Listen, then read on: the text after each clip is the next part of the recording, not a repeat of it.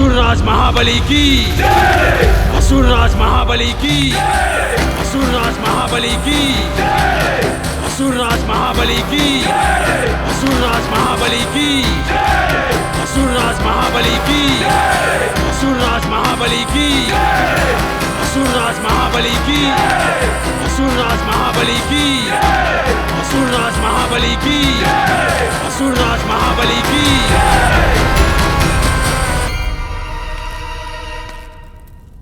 गुरुवर आप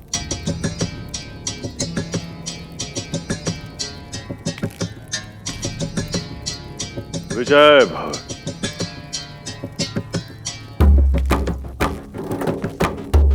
आपको वो सिंहासन प्राप्त हो जो आपके लिए इससे अधिक उपयुक्त है, स्वर्ग का सिंहासन। शंका के लिए क्षमा चाहता हूं गुरुवर, किंतु आप जो आशीर्वाद दे रहे हैं उसका सफल होना असंभव है। देवताओं की शक्ति असीमित है, न जाने कितनी बार उनसे पराजित हो चुके हैं हम असुर। अब नहीं होंगे। यह सत्य है कि इतिहास अपने आप को दोहराता है, किंतु यह भी सत्य है कि कर्मवीर अपना भाग्य बदल सकते हैं, और इतिहास भी। आप आक्रमण करेंगे राजा। इस बार विजयश्री की माला आपके वक्ष पर ही होगी, ये वचन है मेरा। जो आज्ञा गुरुदेव।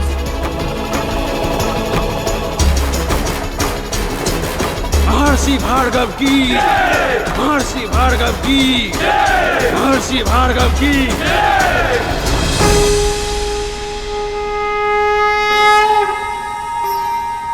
भैया आपने तो कहा था महर्षि दुर्वासा के श्राप में भी संसार की भलाई ही छुपी होती थी,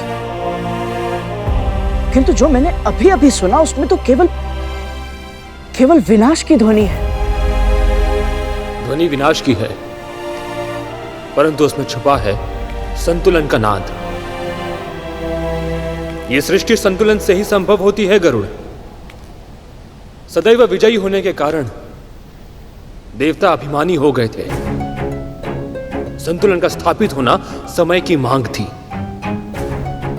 महर्षि दुर्वासा के श्राप ने इंद्र के अहंकार को तो ठेस पहुंचाई, किंतु इंद्र समेत अन्य सभी देवताओं के अहंकार का पूरी तरह नष्ट होना अभी शेष था। अब तक दानवों की हार होती थी और उसके कारण होता था मां अदिति का तिरस्कार, किंतु अब तिरस्कार की बारी थी माता अदिति की, और इस युद्ध के परिणाम का प्रभाव मां कद्रु और मां विंता के मन पर भी पड़ने वाला था।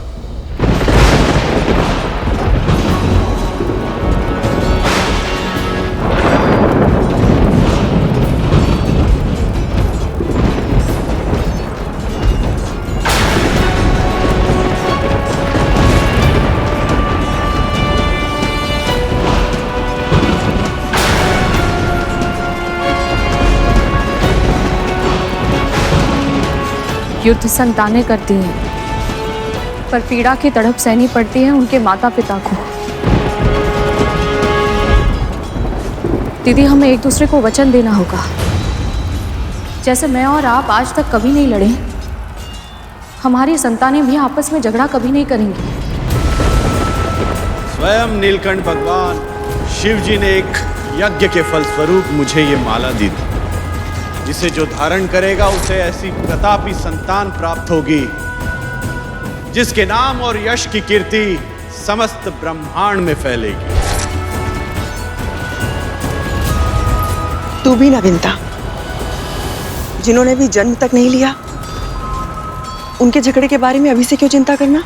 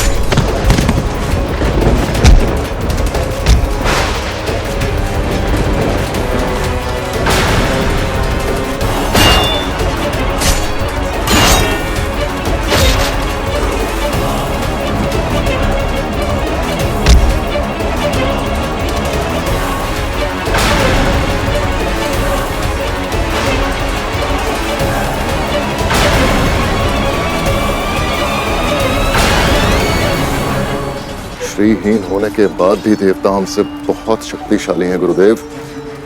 हम ये युद्ध नहीं जीत सकते। हमारे ना जाने कितने योद्धा अब तक अपने प्राण गंवा चुके हैं गुरुदेव।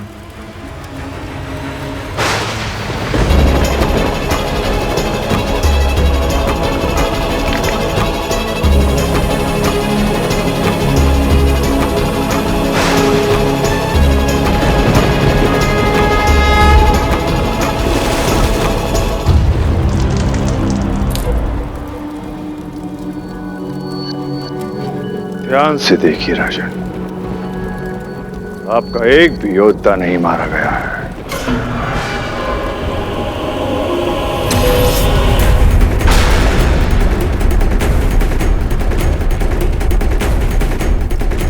ये कैसी माया है?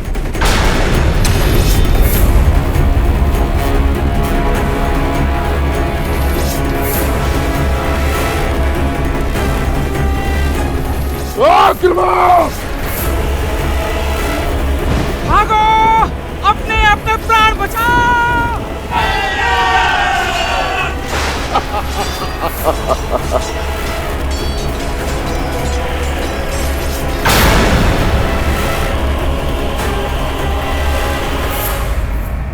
ऐसा पहली बार हुआ था। पहली बार दानवों ने देवताओं पर विजय प्राप्त की थी। जब जब संसार में कोई अप्रत्याशित, अकल्पनीय घटना घटती है, तब उसका प्रभाव सभी पर पड़ता है। मां कद्रू और मां बिंता भी इस प्रभाव से अछूते नहीं बचे थे।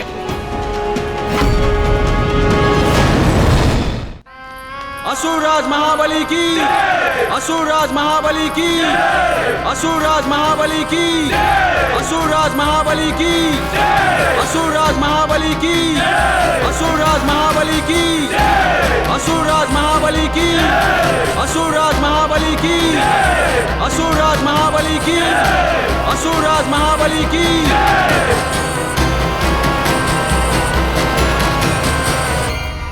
ऋषिवर, आपका बहुत बहुत धन्यवाद। आज आपने असंभव को संभव बना दिया।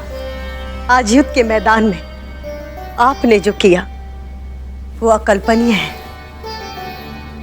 सदा से शोषित रहे हैं हम असुर। पराजय हमारा स्वभाव बन गई थी। हम जीत भी सकते हैं ये विश्वास ही खो चुके थे हम। किंतु आज आपने स्वर्गलोक का सिंहासन नहीं, जीवन का सबसे बड़ा उपहार दिया है।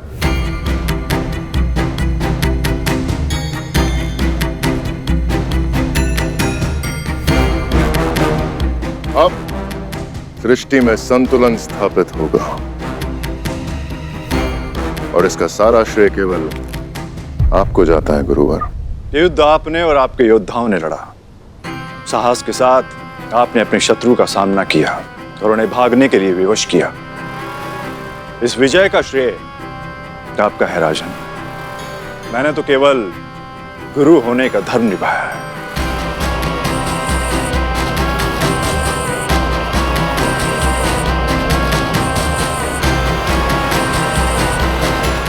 आइए ना।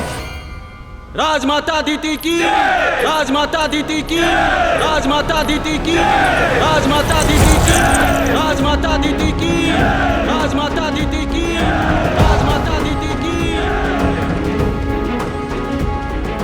पुत्र, आज ईश्वर के सिंहासन पर बिठाकर तूने अपनी मां का मान बढ़ाया है, किंतु ये पर्याप्त नहीं। आज तुझे एक वचन देना होगा कि आज के बाद देवता इस सिंहासन पर कभी नहीं बैठेंगे। आज के बाद मेरे पुत्र किसी भी युद्ध में पराजित नहीं होंगे। और आज के बाद महान असुर राज महाबली की मां का गर्व से उठा हुआ यह शीश कभी नहीं झुकेगा। वचन दो। मैं वचन देता हूं मां, जब तक देवताओं का समूल नाश नहीं कर देता मैं शांत नहीं बैठूंगा। राज महाबली की, असुर राज महाबली की, असुर राज महाबली की, असुर राज महाबली की, असुर राज महाबली की। महर्षि दुर्वासा के एक श्राप से यदि देवताओं का राजपाट, यश, वैभव सब कुछ छिन सकता है, तो उनके आशीर्वाद से मिली माला से विंता क्या नहीं कर सकती है। मुझे अपने संतानों के हित की रक्षा करनी ही होगी। इंद्र और अन्य देवताओं के अहंकार के कारण ही आज उनकी इतनी भीषण हार हुई है। हम अपनी संतानों को विनय की शिक्षा देंगे ताकि उन्हें कभी ऐसे दुर्भाग्य का सामना ना करना पड़े, है ना दीदी? दीदी, किस सोच में पड़ गई आप? कुछ नहीं। असुर राज महाबली की, असुर राज महाबली की। दीदी, मैं तुम्हारे लिए बहुत प्रसन्न हूँ। बहुत बहुत बधाई हो।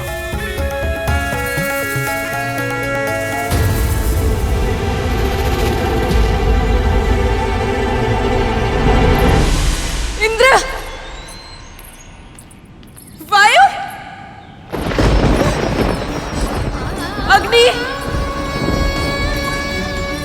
इंद्र, कहाँ चले गए तुम सब? इंद्र, तुम्हारी माता तुम्हें पुकार रही है, कहाँ चले गए? इंद्र,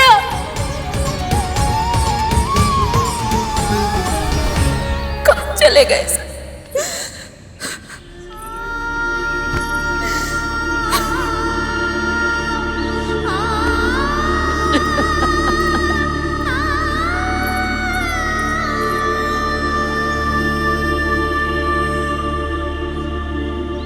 मैंने चारों ओर ढूंढ लिया है, न जाने कहाँ है मेरे पुत्र। पहले तो मेरा स्वर सुनते ही लौट आते थे, परंतु आज दीदी, बाहरी नेत्रों से ढूंढना बंद कीजिए, मन की आंखों से देखिए, अपने हृदय से अनुभव कीजिए। आपकी अंतरात्मा अपने पुत्रों को स्वयं ढूंढ लेगी।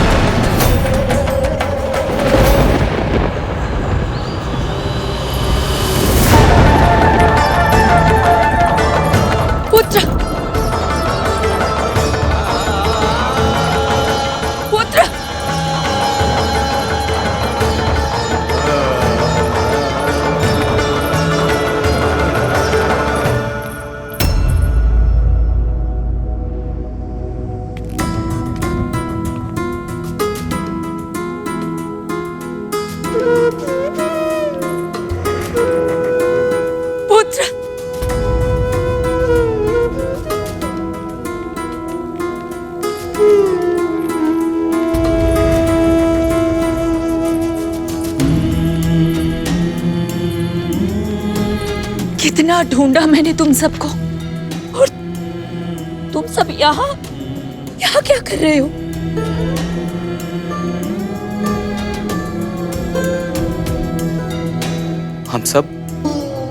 हम सब भयभीत हैं माँ। जीवन में प्रथम बार हमें असुरों से भय लग रहा है। अपने प्राणों के लिए ऐसा भय इससे पहले अनुभव नहीं किया माँ। ना जाने कैसे वो अमर हो गए हैं। हमारा कोई भी अस्त्र शस्त्र उनके प्राण नहीं ले सकता। और अब तो उन्होंने निश्चय कर लिया है कि वो हमें जीवित नहीं छोड़ेंगे। अपराध मैंने किया था माँ, किंतु उसका दंड मेरे इन भाइयों को और आपको मिल रहा है। और मेरा ऐसा दुर्भाग्य कि मैं कुछ कर भी नहीं सकता। पुत्र, एकता में बहुत शक्ति होती। जब तक तुम सब एक साथ हो, कुछ नहीं होगा तुम्हें।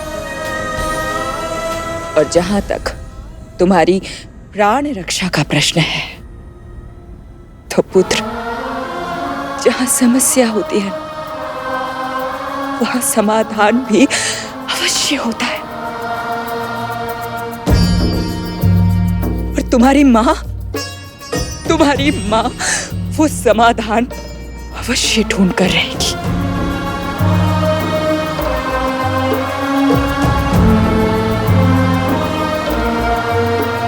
जो पुत्र अपने माता पिता का सम्मान करते हैं, उनकी आज्ञा का पालन करते हैं, वो अधिक समय तक सत्मार्ग से दूर नहीं रह सकते।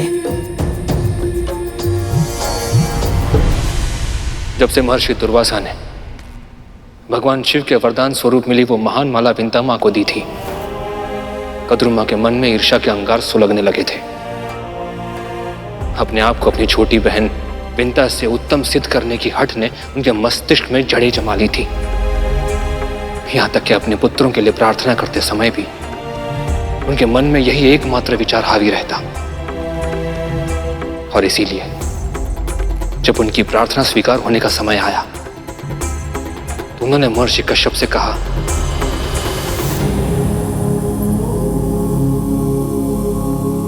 जो देवता, मानव, गंधर्व, दानव इन सभी से अधिक शक्तिशाली हो, जो विकराल विषधर हो, जिन्हें देखते ही शिराओं में भय का संचार हो, मुझे ऐसे एक सहस्त्र पुत्र चाहिए।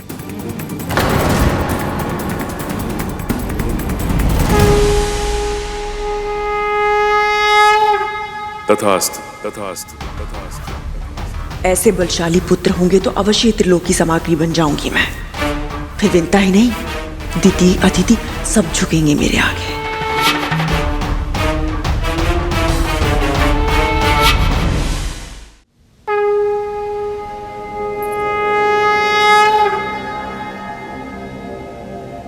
देवी कद्रू की तरह आपका भी तप सफल हुआ। अपनी मन वांछित संतान मांगिए। स्वामी, अधिकार केवल मेरा नहीं है। संतान को अपने माता और पिता दोनों की इच्छाओं का संयुक्त स्वरूप होना चाहिए। इसलिए आप बताइए, कैसी संतान चाहिए आपको?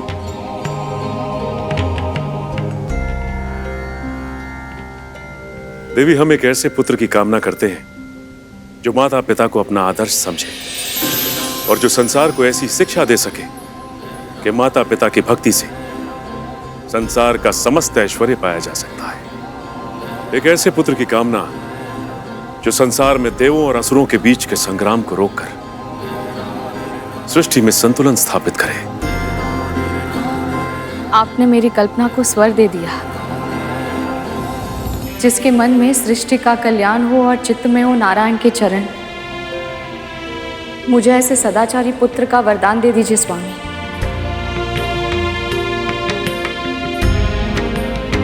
देवी कद्रू ने सहस्त्र पुत्रों की इच्छा व्यक्त की है, किंतु आप केवल एक ही पुत्र चाहती। जिसे जो धारण करेगा उसे ऐसी प्रतापी संतान प्राप्त होगी जिसके नाम और यश की कीर्ति समस्त ब्रह्मांड में फैलेगी। आप सही कह रहे हैं। संतान के समुचित विकास के लिए भाई या बहन का होना आवश्यक होता है। मेरे पुत्र को एक और साथी दे दीजिए स्वामी। तथास्तु, तथास्तु, तथास्तु।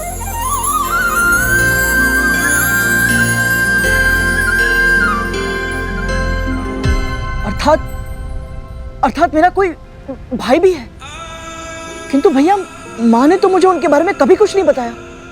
कौन है वो और कहाँ है? तुम उन्हें मिल चुके हो गरुड़। क्या? किंतु कब? कौन? सूर्यदेव के रथ के सारथी हैं वो, अरुण, तुम्हारे बड़े भाई। अंधकार को समूल नष्ट करने वाले श्री सूर्यदेव को मेरा प्रणाम।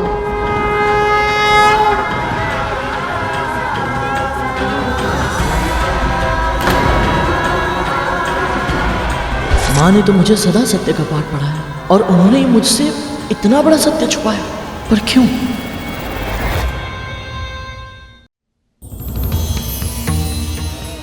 कितना बड़ा मूर्ख हूं मैं, अपने सगे बड़े भाई को पहचान नहीं पाया। और उन्होंने भी मुझसे कुछ नहीं कहा। क्यों? और इतना बड़ा सत्य क्यों छुपाया माँ ने मुझसे? संसार की प्रत्येक माँ जो भी करती है वो अपने संतान के भलाई के लिए ही करती है। तुम्हारे जन्म के पूर्व तुम्हारी माँ ने जो कुछ भी देखा, समझा और सहा था, उसके बाद से उनका प्रत्येक कर्म, प्रत्येक विचार तुम्हारी रक्षा के लिए ही था गरुड़। ऐसा क्या हुआ था मेरे जन्म से पूर्व?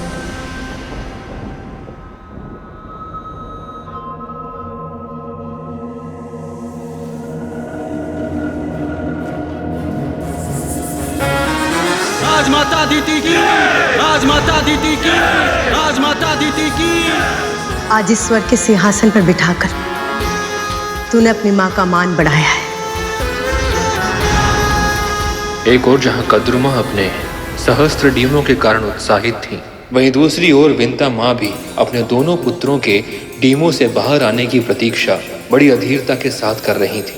जन्म लेने के बाद तुम दोनों को शारीरिक और मानसिक रूप से सक्षम बनना है, क्योंकि जो अपनी सहायता नहीं कर सकता वो दूसरों की रक्षा कैसे कर पाएगा। संपूर्ण संसार आज भौतिक सुख के लिए व्याकुल है पुत्रों, पर तुम दोनों को उस अंतहीन दौड़ से बचकर आत्मिक सुख के मार्ग पर चलना है। सबसे पहले अपने परिवार की, फिर समाज की, फिर राष्ट्र की और फिर समस्त संसार की सेवा करनी है तुम्हें।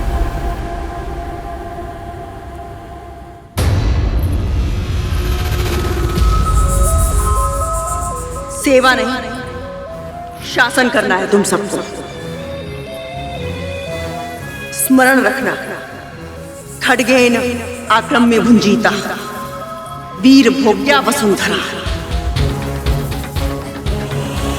शस्त्र के बल पर ही पुरुषार्थ करने वाले विजयी होकर इस पृथ्वी का भोग करते हैं। इसलिए तुम सबको इतना शक्तिशाली बनना होगा कि सबको पराजित करके स्त्रीलोक पर अपना राज स्थापित कर सको। कल्पना करो, चर अचर गंधर्व मानव देव दानव जब सब तुम्हारे अधीन होंगे तो तुम्हारी माँ का सम्मान कितना अधिक बढ़ जाएगा। विंता ही नहीं, दिति और अदिति के पुत्रों को भी मेरे सामने सर झुकाना होगा। सदैव सदैव के लिए जीत जाऊंगी मैं। चारों दिशाओं में मेरे ही नाम की जय जयकार होगी। राजमाता कद्रू की जय, राजमाता कद्रू की जय हो। माता कद्रू की, माता कद्रू की, माता कद्रू की, माता कद्रू की, माता कद्रू की। तो क्या आप वासुकी भैया और कुछ अन्य सर्प अपने भाइयों से स्वभाव में इसीलिए इतने भिन्न हैं क्योंकि बड़ी माँ की छाया आपके डिम पर नहीं पड़ी थी? होने वाली संतान गर्भ में या डिम में रहते हुए ही अपने माता पिता के संस्कार ग्रहण कर लेना प्रारंभ कर लेती है। माता पिता के मनोभाव, प्रवृत्ति और कर्म उनके आने वाली संतान पर प्रभाव अवश्य डालते हैं। इसीलिए कहते हैं कि जब संतान का जन्म होने वाला हो तो माता पिता को सुकर्म करने चाहिए, महापुरुषों के दर्शन करने चाहिए, तामसी प्रवृत्ति से दूर रहते हुए सात्विक जीवन जीना चाहिए। तुम्हारा अनुमान सही है गरुड़। मुझ पर, वासुकी पर और कुछ अन्य सर्प भाइयों पर मां कद्रू की छाया या कहें तो उनका प्रभाव नहीं पड़ा। इसीलिए हमें जो संस्कार मिले हैं वो हमें हमारे पिता महर्षि कश्यप से मिले हैं। पर भैया, मेरी माँ तो सात्विक जीवन ही जीती है और अरुण भैया को भी उन्होंने वही संस्कार दिए होंगे जो मुझे दिए हैं। उन्हें भी समाज कल्याण और परोपकार का वही मार्ग दिखाया होगा जिस पर मुझे चलना सिखाया। फिर माँ के साथ इतना बड़ा अन्याय क्यों भैया? क्यों उन्हें अपने बड़े पुत्र से अलग होना पड़ा? क्यों बनना पड़ा किसी और की दासी? जिस प्रकार तुम अपने प्रश्न के उत्तर पाने के लिए लालायित हो, उसी प्रकार हम दोनों की माएं भी अपने अपने पुत्रों को जन्म लेते हुए देखने के लिए आतुर हो चुकी थीं। कद्रुमा की आतुरता अधिक थी। सबसे पहले वो व्याकुलता में बदली, फिर अधीरता में, और फिर देखते ही देखते उन्माद में बदल गई। विद्या मां में संयम था, परंतु पुत्र प्रेम के कारण वो भी अपने आप को उन्माद के संक्रमण से अधिक समय तक बचा नहीं पाई। खड्गेन आक्रम्य भुजिता वीर भोग्य वसुंधरा। खड्गेन आक्रम्य भुजिता वीर भोग्य वसुंधरा। खड्गेन आक्रम्य भुजिता वीर भोग्य वसुंधरा। खड्गेन आक्रम्य भुंजिता वीर भोग्य वसुंधरा। खड्गेन आक्रम्य भुंजिता वीर भोग्य वसुंधरा। खड्गेन आक्रम्य भुंजिता वीर भोग्य वसुंधरा। खड्गेन आक्रम्य भुंजिता वीर भोग्य वसुंधरा। खड्गेन आक्रम्य भुंजिता वीर भोग्य वसुंधरा। दीदी, अब शीघ्र ही मेरे पुत्रों का जन्म होगा। जब वो पहली बार अपनी रिम से बाहर निकलेंगे तो मैं नहीं चाहती उस क्षण की साक्षी बनने से मैं चूक जाऊं। मुझे भी ऐसा ही लगता है दीदी। शीघ्र ही मेरे पुत्रों का भी जन्म होगा और संभव है आपके सहस्त्र पुत्रों से पहले मेरे पुत्रों का जन्म हो जाए। इसे जो धारण करेगा उसे ऐसी प्रतापी संतान प्राप्त होगी जिसके नाम और यश की कीर्ति समस्त ब्रह्मांड में फैलेगी। ऐसा नहीं होगा। दिव्य माला मिलने का अर्थ ये नहीं कि तुम्हें मुझसे पहले और अधिक मिल जाएगा। सबसे पहले मेरे ही पुत्रों का जन्म होगा। तो लगे शायद जिसके डिम बाद में फूटेंगे उसे पूरे महल को दीपक से सजाना होगा। स्वीकार है।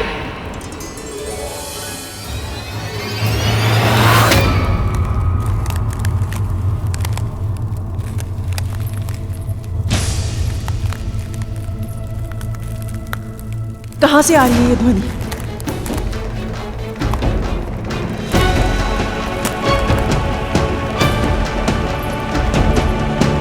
मन की आंखें वो भी देख सकती हैं जिसे देखने में तन की आंखें असमर्थ होती हैं। अब शीघ्र ही पता चल जाएगा कि इस ध्वनि का स्रोत कहाँ है।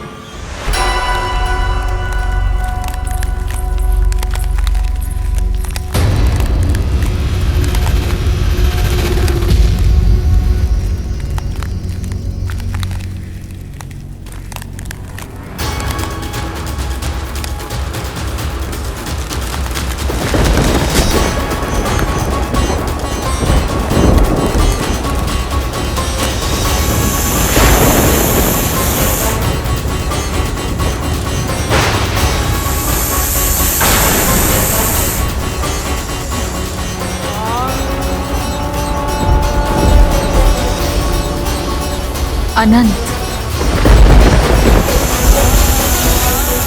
सत्य कहा तुमने। मेरा सबसे बड़ा पुत्र इस नाम से भी जाना जाएगा।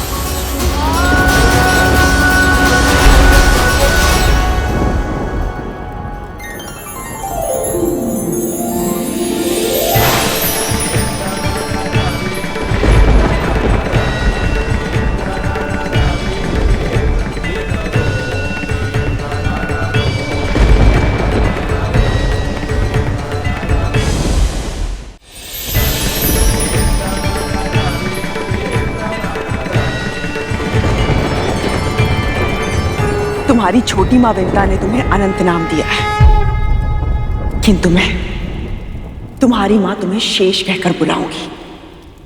शेषनाग। तुम इतने शक्तिशाली बनोगे कि आवश्यकता पड़ने पर पूरी पृथ्वी का बोझ अपने कंधों पर उठा पाओगे।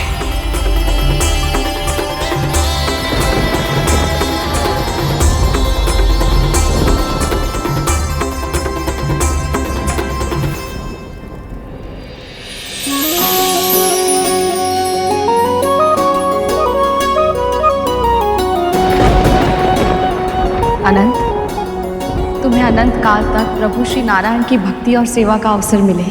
वंदे विष्णु भवभयहरं सर्वलोकैकनाथं।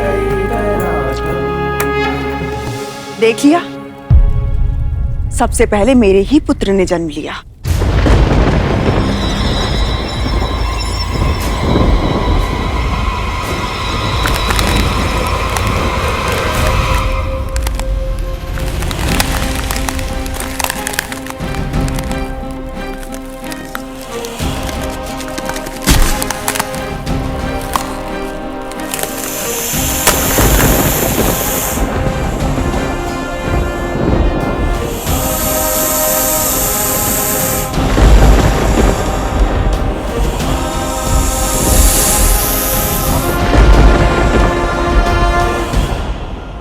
वासुकी कहलाओगे पुत्र। मनचाही लंबाई धारण कर सकते हो तुम।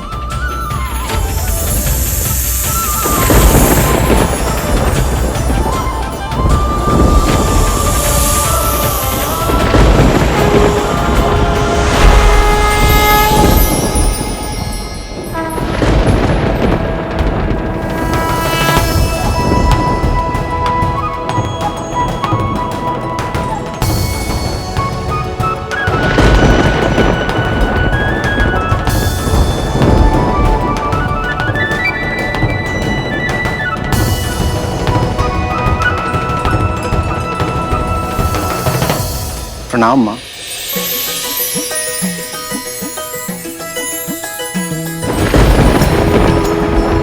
प्रणाम छोटी माँ।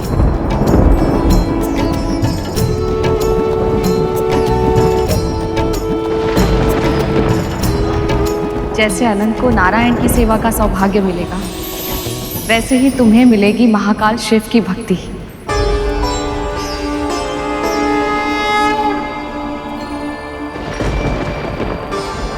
उनके गले की शोभा बनोगे तुम।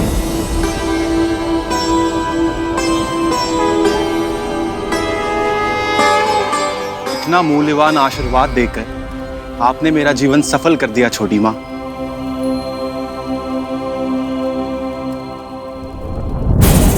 मेरे पुत्र इसी की स्तुति करते रहेंगे तो मेरा स्वप्न तो अधूरा ही रह जाएगा।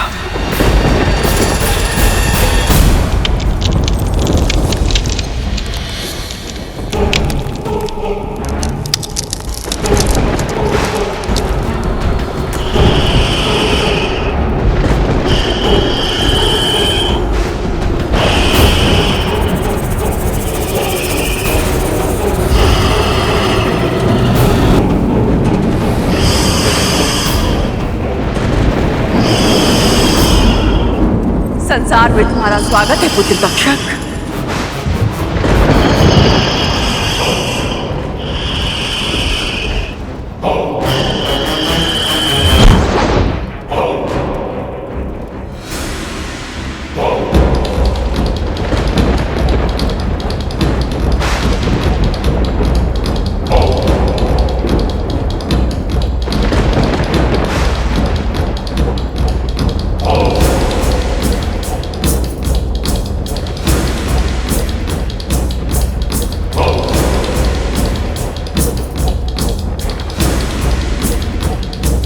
तुम्हारे विष की कोई काट नहीं होगी।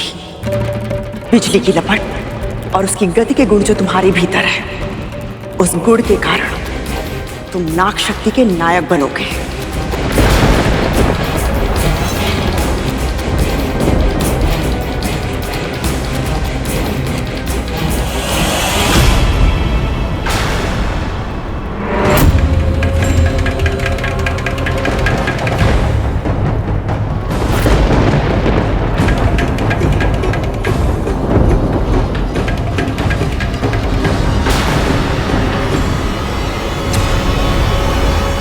तुम्हारी छोटी माँ है, प्रणाम करो।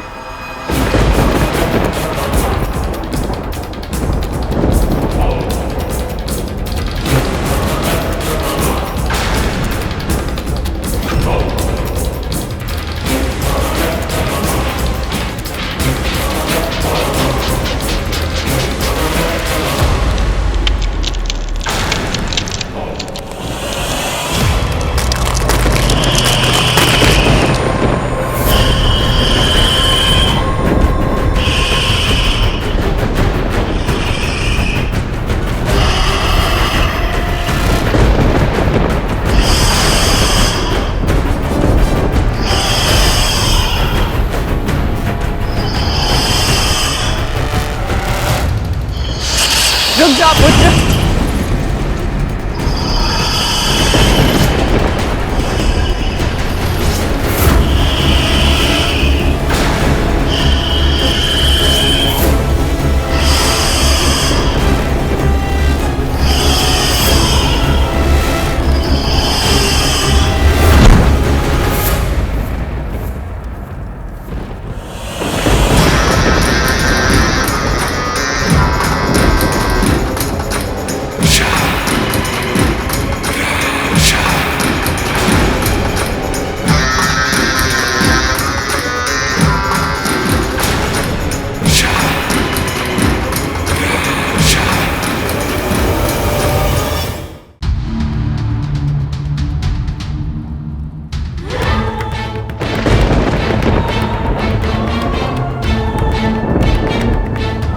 वाह पुत्र वाह, तेरी शक्ति अद्भुत है। साक्षात काल का रूप हो तुम।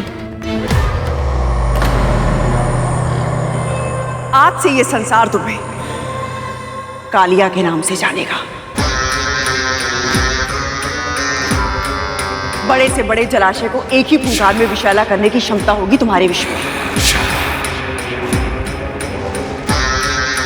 ये कैसे आशीर्वाद दे रही हैं कद्रू दीदी अपने पुत्रों को? इनसे संसार का उद्धार कैसे होगा?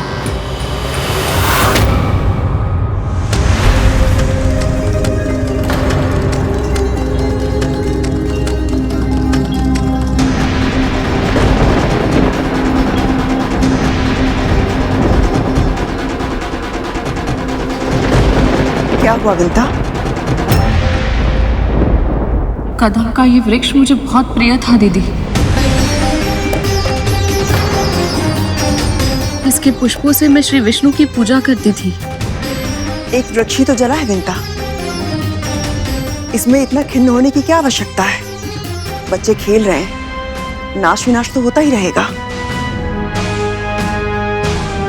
तुम नहीं समझोगी, तुम्हारी अभी तक एक भी संतान नहीं हुई है ना?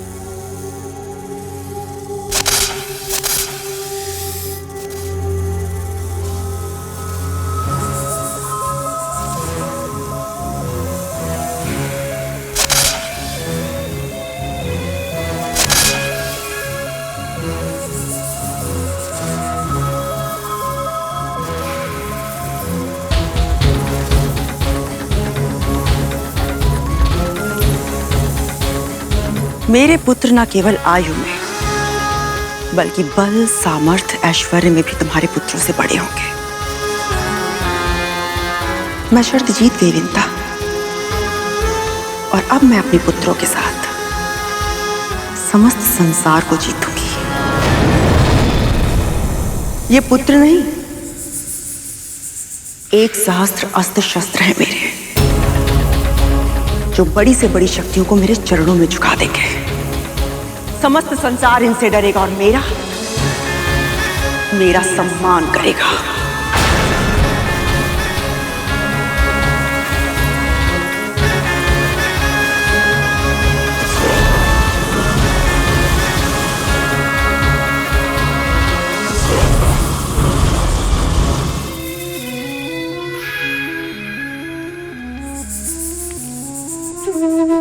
दोहराओ।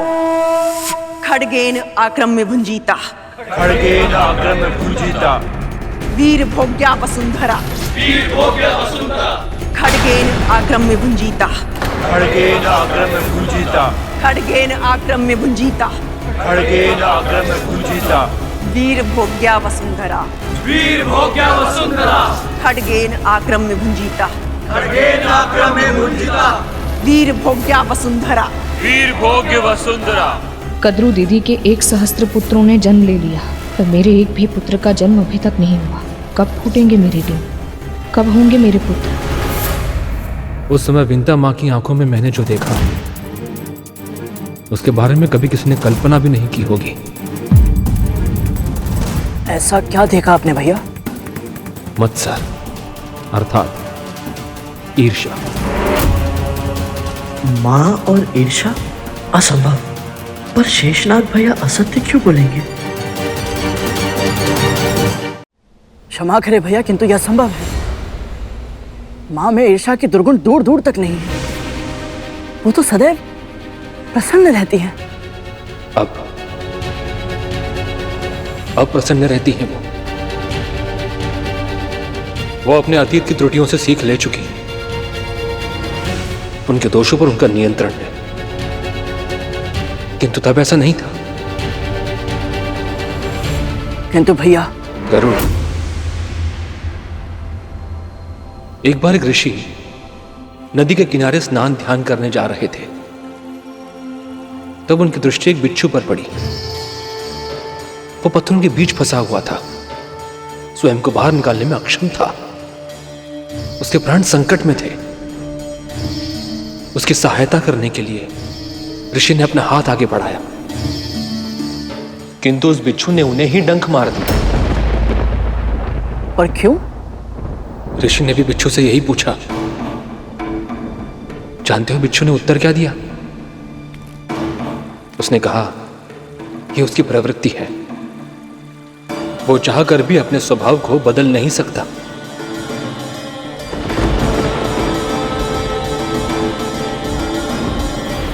अरिष्टवर्ग अर्थात काम, क्रोध, लोभ, मद, मोह और मत्सर, ये भी एक बिच्छू की तरह ही है गरुड़। इनसे बचने का कितना भी प्रयास करो, ये कभी ना कभी डस ही लेते हैं। विंता माँ के साथ भी ऐसा ही हुआ। उनमें अपनी संतानों को जन्म देने की इच्छा इतनी प्रबल थी कि स्वयं से पहले अपनी बहन को मां बनते देख उनमें अधीरता के साथ साथ ईर्ष्या भी बढ़ गई, और इस ईर्ष्या ने उनसे ऐसा पाप करवाया जो एक मां के लिए अकल्पनीय है। अनजाने में वो अपने पुत्रों की सबसे बड़ी शत्रु बन गई।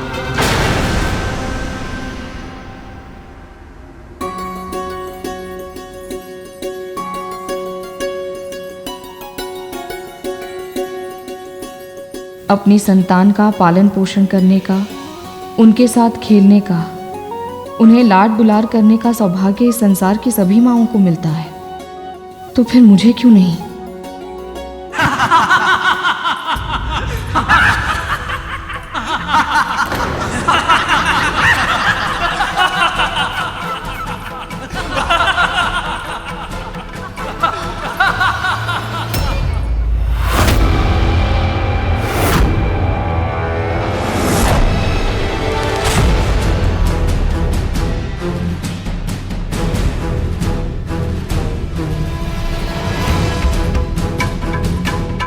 तो विंता को मुझसे और मेरे बलशाली पुत्रों से ईर्ष्या हो रही है।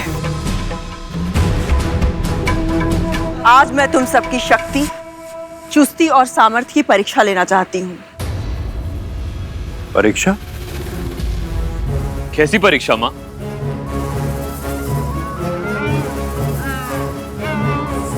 यदि तुम चाहते हो कि मृत्यु तुम्हारे पास भी ना फटके, तो स्वयं मृत्यु का दूत बन जाओ, काल बनकर जाओ और जितने प्राणों का हरण कर सकते हो कर लो।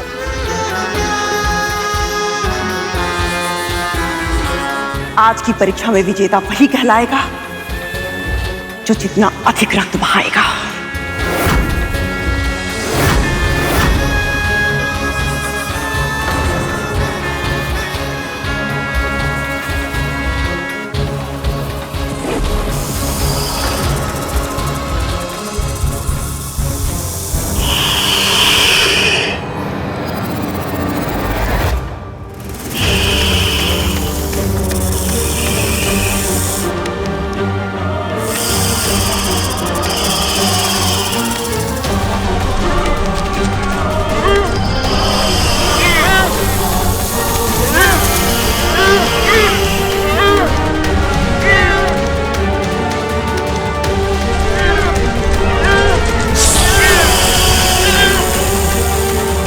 शाबाश मेरे पुत्रों, शाबाश।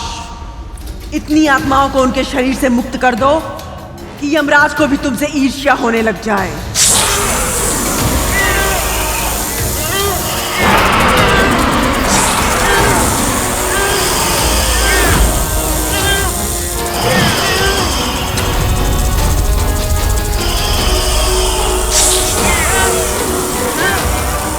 माँ,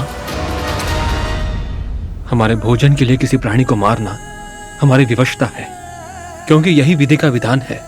किंतु ये हिंसा व्यर्थ है माँ, केवल अपने मनोरंजन के लिए। मनोरंजन नहीं, प्रशिक्षण है ये।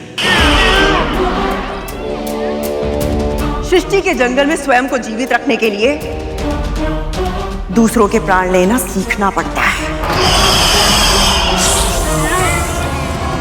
कारण उचित हो तो वध करने में कोई दोष नहीं होता मां, किंतु आप वध नहीं, हत्याएं करवा रही हैं। परीक्षा में विजयी होने के लिए जीवन छीन लेना ये उचित नहीं है मां। वाह, तो तुम दोनों अपनी मां को उचित अनुचित का भेद सिखाओगे।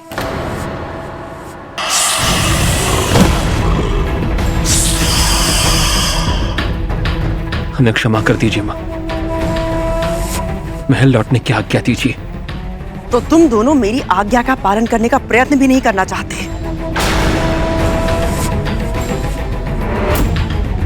जाओ। कद्र मां का अहंकार इतना अधिक हो गया था कि वो ना तो हमें सुनना चाहती थी, ना ही हमारा दृष्टिकोण समझना चाहती थी। अर्थहीन भीषण रक्तपात देखकर हमारे हृदय में पीड़ा के बवंडर उठ रहे थे, परंतु उन्हें हमारी पीड़ा का आभास तक नहीं था।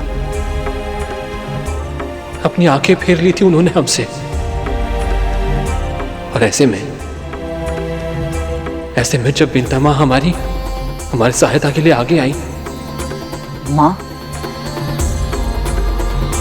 वो कैसे? तुम्हारे सभी भाइयों का जन्म हो चुका है। उनकी माँ के हृदय में प्रसन्नता किसी हिरणी की तरह कुलाचे भर रही है। ये हर्ष उल्लास, ये प्रसन्नता अनुभव करने का अवसर कब दोगे तुम दोनों मुझे? कितनी आकुल हूँ मैं तुम्हें निहारने के लिए, अपनी गोद में खिलाने के लिए, अपने हाथों से भोजन कराने के लिए, जो कुछ भी मुझे ज्ञात है वो सब तुम्हें सिखाने के लिए। पर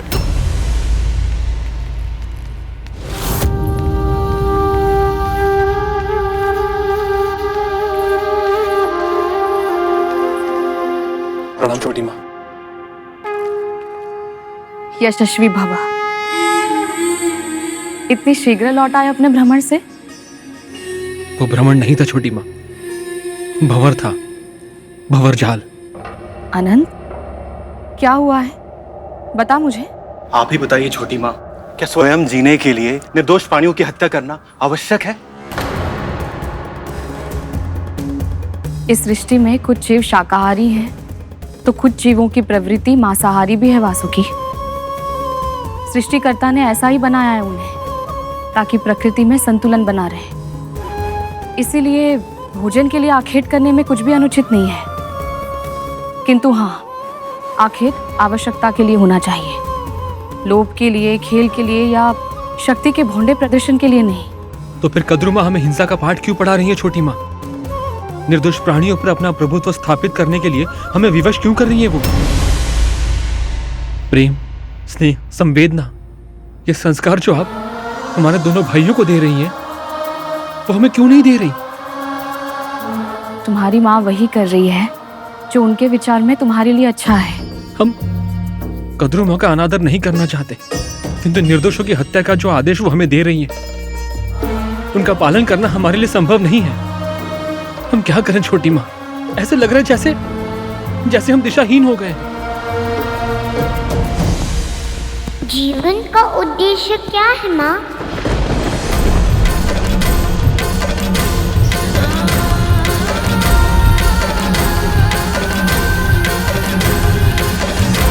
पुत्र,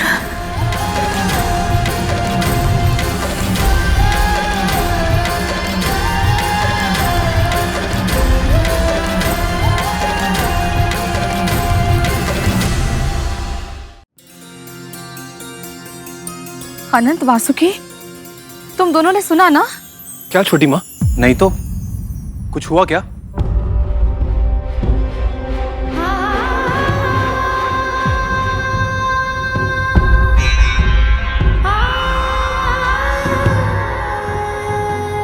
कुछ नहीं।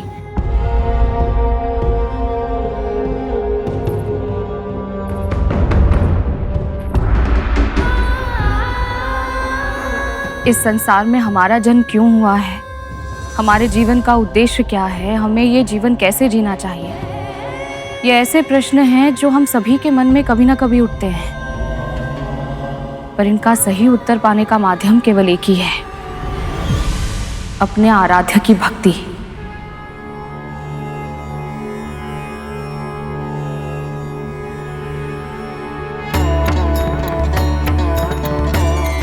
उनके चरणों में चित्त लगाओगे तो अन्य सभी चिंतनों से मुक्त हो जाओगे। तुम्हें ज्ञात है अनंत, तुम्हारे जन्म के समय मैंने तुमसे क्या कहा था? अनंत, तुम्हें अनंत काल तक प्रभु श्री नारायण की भक्ति और सेवा का अवसर मिले। तुम्हें श्री नारायण की आराधना करनी चाहिए। तुम ओम नमो भगवते वासुदेवाय का जाप करो।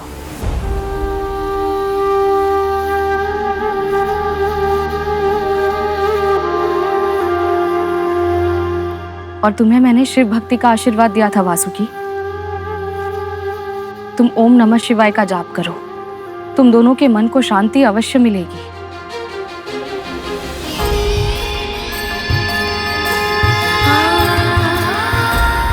धन्यवाद छोटी माँ। आपका बहुत बहुत आभार छोटी माँ।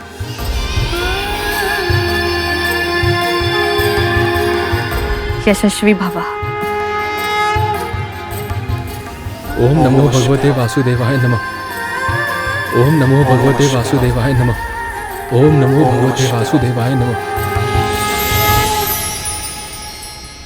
और इस प्रकार विंता माँ हमारी प्रथम गुरु बनी। जानते हो गुरु के बिना ना तो ज्ञान की प्राप्ति होती है, ना ही भगवान की। यदि विंता माँ ने मुझे भक्ति का मार्ग ना दिखाया होता तो मेरे लिए यहां तक पहुंचना संभव नहीं था। अपने आराध्य, अपने भगवान के दर्शन करने, उनके समीप रह पाने का सौभाग्य मुझे कभी नहीं मिल पाता।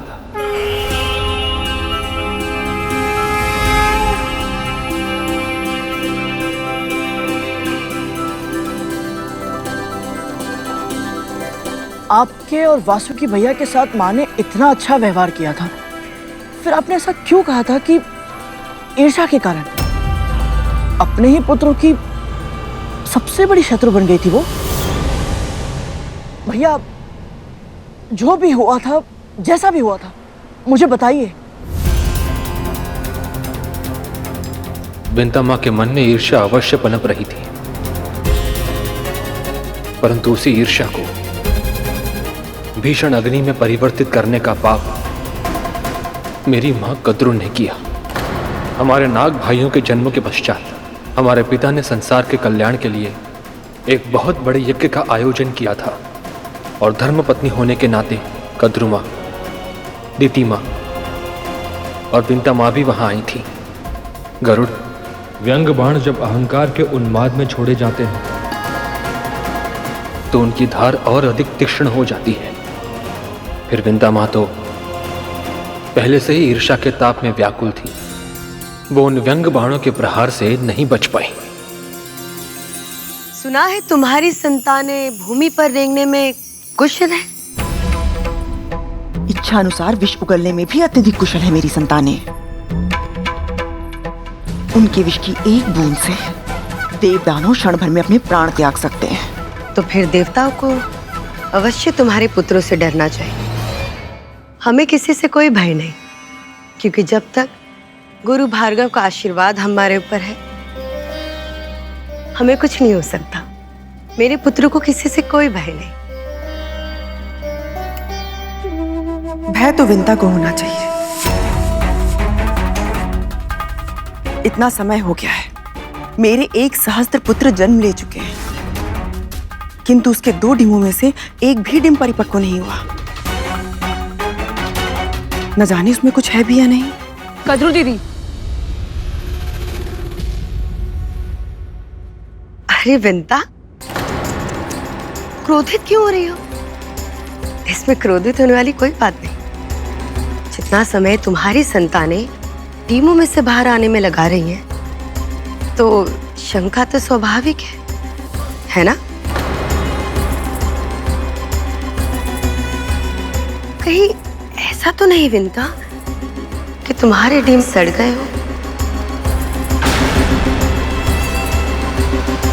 विचार करो, संभावना ही आगे चलकर सत्य बनती है।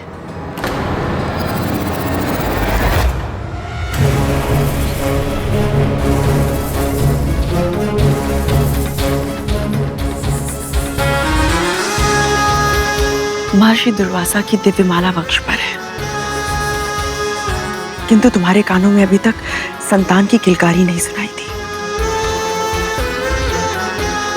कोई ना कोई तो समस्या अवश्य है।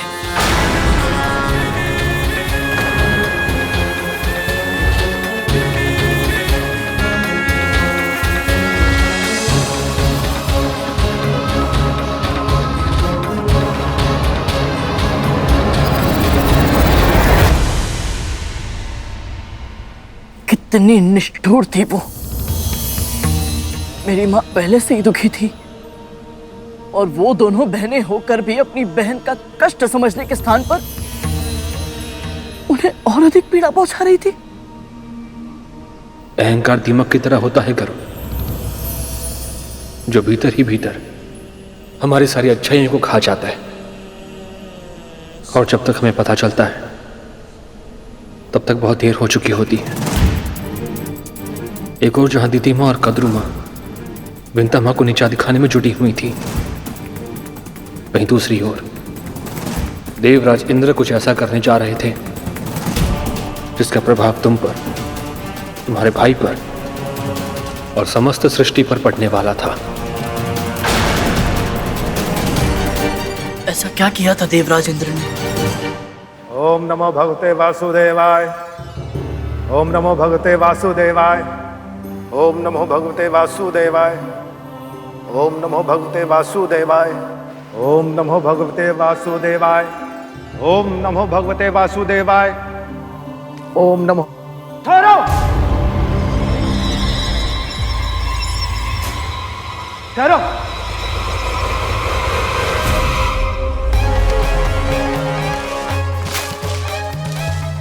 नीचे देखकर चला करो। देवराज इंद्र हूं मैं, मेरी दृष्टि स्वर्ग पर है, भूमि की ओर देख के नहीं चलता मैं।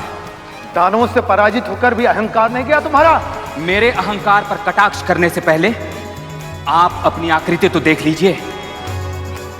सजावट की वस्तु हैं आप, और मुझे आदेश देने चले हैं। मुझे आदेश देने से पहले आप अपने आकार और मेरे विस्तार का अंतर तो देख लेते। देखिए मैं कितना विशाल हूं, आप सबसे विशाल। मूर्ख, और उपहास कर रहा है? तूने तो ये वस्त्र भी भिक्षा से अर्जित किए हुए हैं। वो तो तेरे माता पिता के तपोबल का प्रताप है कि तू सर्वस्व खोकर भी अपना शीश इन कंधों पर सुरक्षित रख पा रहा है। एक छोटी सी लकड़ी तो आप सब मिलकर उठा नहीं पा रहे, किंतु अभिमान इतना कि मेरा अपमान करने का दुस्साहस कर रहे हैं।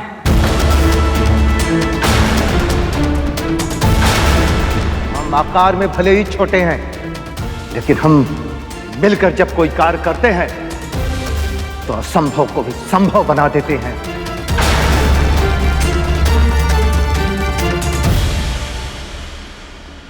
तेरी देह विशाल है, किंतु तेरी बुद्धि अल्प है। तू ये समझ ही नहीं सकता। तन छोटा होने का अर्थ तुच्छ होना नहीं होता है। हम तो तुझे यहां आशीर्वाद देने आए थे, किंतु अब हम तुझे श्राप देंगे। श्राप, श्राप। अपनी तप शक्ति को साक्षी रखकर हम भगवान विष्णु से प्रार्थना करते हैं कि ऋषि कश्यप को अगली संतान के रूप में ऐसा पुत्र देना जो उनके यश के अनुरूप हो।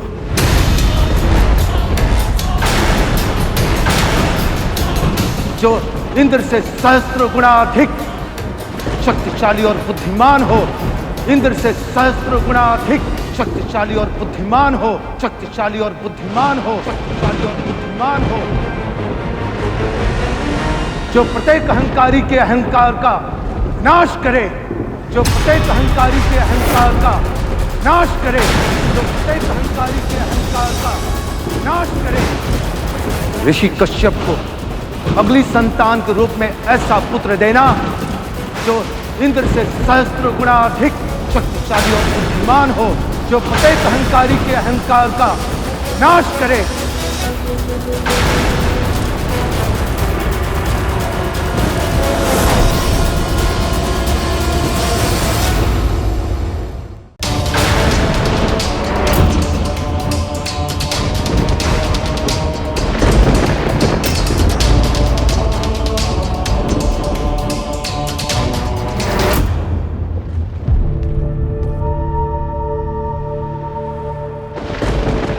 पिताजी, मुझसे भूल हो गई। मैं इन महान ऋषियों को पहचान नहीं पाया। आप इन्हें कहिए ना कि ये मुझे क्षमा कर दे और अपना श्राप वापस ले ले।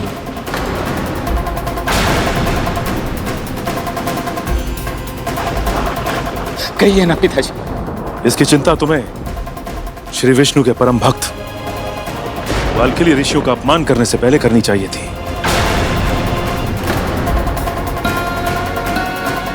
जो बीज तुमने बोया है, फल उसके अनुरूप ही होगा। तुम्हारे दुर्वचनों का परिणाम तुम्हें भुगतना पड़ेगा। युद्ध में पराजय के कारण मेरी मानसिक स्थिति ठीक नहीं है, और ऐसी परिस्थिति में मैं भला और बुरा समझ नहीं पाया। किंतु अब मुझे अपनी त्रुटि का आभास हो गया है। विनती करता हूं आपसे कि मुझे क्षमा कर दीजिए, क्षमा कर दीजिए पिताजी, विनती करता हूं आपसे। स्वामी, पश्चाताप के आंसू तो श्री विष्णु को भी स्वीकार होते हैं। इससे भूल अवश्य हुई है, पर अब इसे अपने अपराध का बोध हो गया है। मेरी विनती स्वीकार करें स्वामी। आप पिता हैं इसके, आपको अपने पुत्र की रक्षा करनी ही होगी।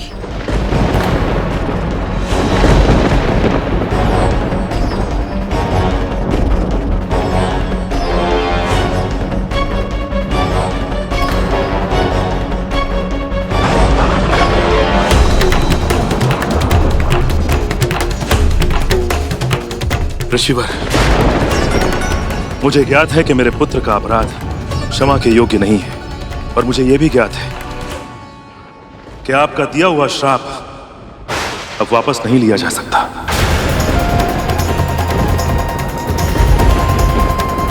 किंतु यदि संभव है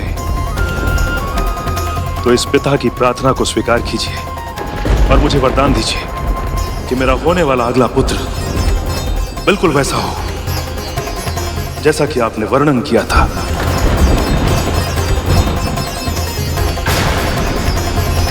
किंतु उसका राज्य क्षेत्र पाताल और स्वर्ग ना, अपितु आकाश हो।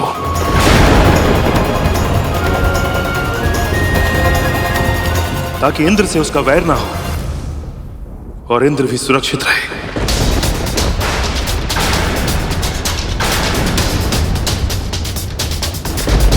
हम आपका अनुरोध अस्वीकार कैसे कर सकते महर्षि?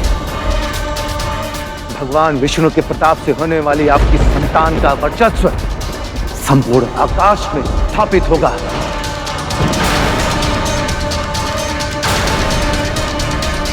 महाबुद्धिमान, महाबलवान, आकाश का इंद्र कहलाएगा वो, आकाश का इंद्र कहलाएगा वो।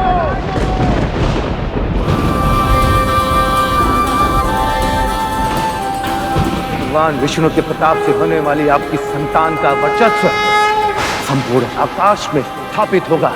महाबुद्धिमान, महाबलवान, आकाश का इंद्र कहलाएगा वो। मेरे तो सारे पुत्र हो चुके हैं, दीदी के भी हो चुके हैं, तो फिर ये किसके पुत्र की बात कर रहे हैं?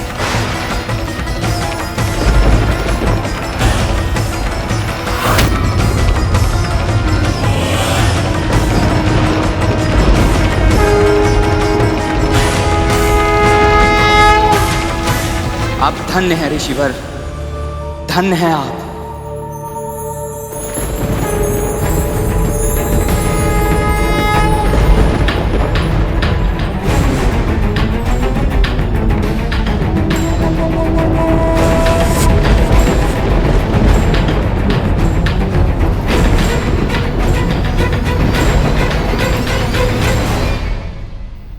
इन सभी घटनाओं का प्रभाव विंता मां पर धीरे धीरे गहराता जा रहा था।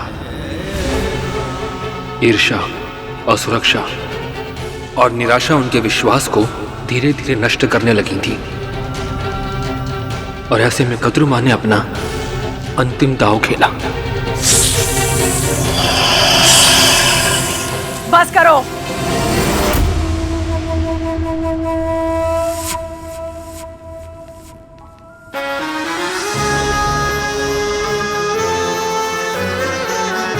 आपस में ही लड़ोगे तो उस शत्रु का सामना कौन करेगा जो शीघ्र ही जन्म लेने वाला है?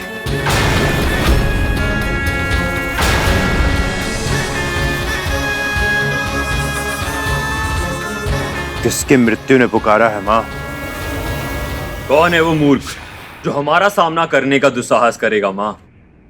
विंता एक बार फिर से जीत गई।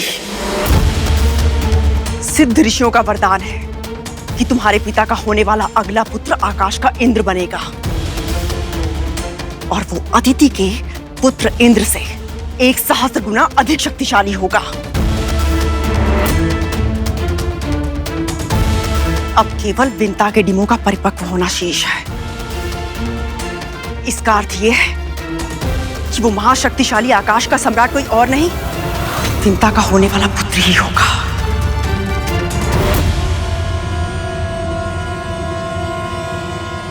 यदि एक बार उसका जन्म हो गया तो तुम जैसे 1,000 नागों का सामूहिक बल भी उसके बल के आगे फीका पड़ जाएगा।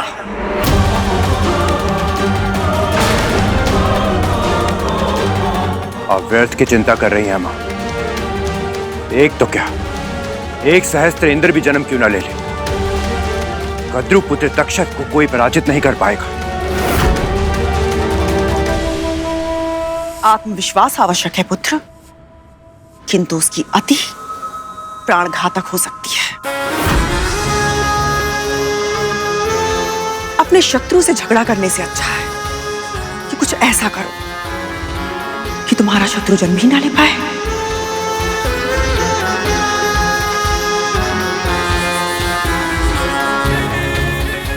किंतु मां, उससे हमारा भाई भाई का संबंध होगा। भाई भाई का संबंध देवों और दानवों के बीच भी है, किंतु दोनों एक दूसरे के प्राण लेने का एक भी अवसर नहीं छोड़ते। तुम्हारे संबंधों में कटुता नहीं आएगी, इस बात का क्या प्रमाण है तुम्हारे पास? वो तो हम पर निर्भर करता है मां। इतने बड़े नहीं हो कि अपनी मां से कुतर्क करने लगो। सदैव सदैव मेरे आदेश की अवहेलना करते हो। यदि तुम दोनों को लगता है कि तुम इतने बुद्धिमान हो तो निश्चित ही तुम्हें मेरे मार्गदर्शन की आवश्यकता तो नहीं है। किंतु मां, जा सकते हो यहां से।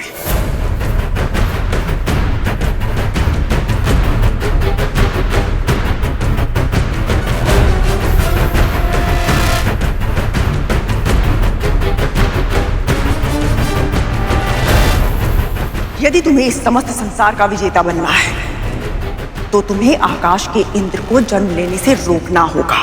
आपकी आज्ञा का पालन मैं करूंगा मां।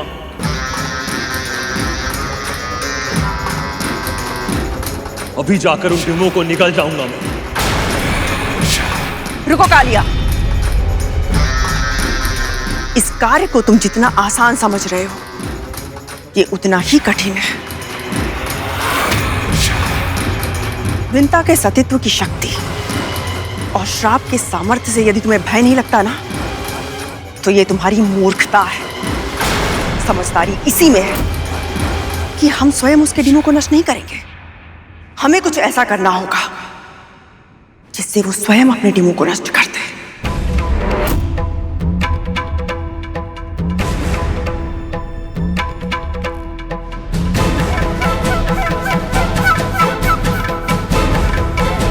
हमें ये कार्य बल से नहीं, कुटिलता से करना होगा मां।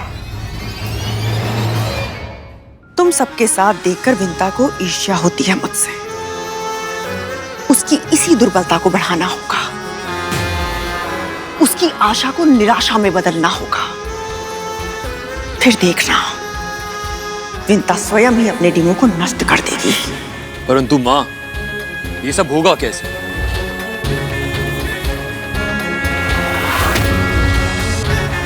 जैसा मैं कहूं वैसा करते जाओ।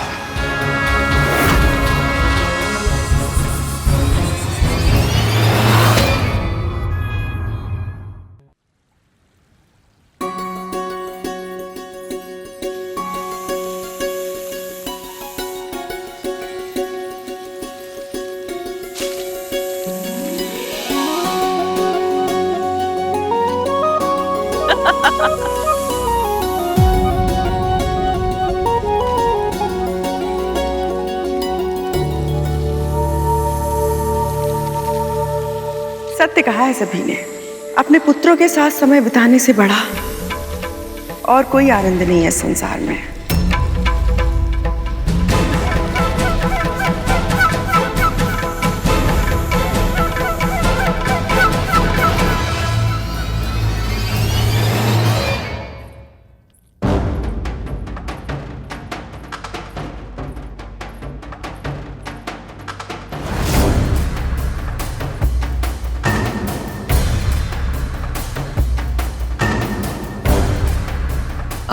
देखो ना, मैं ये फल रखकर भूल गई और फल सड़ गए।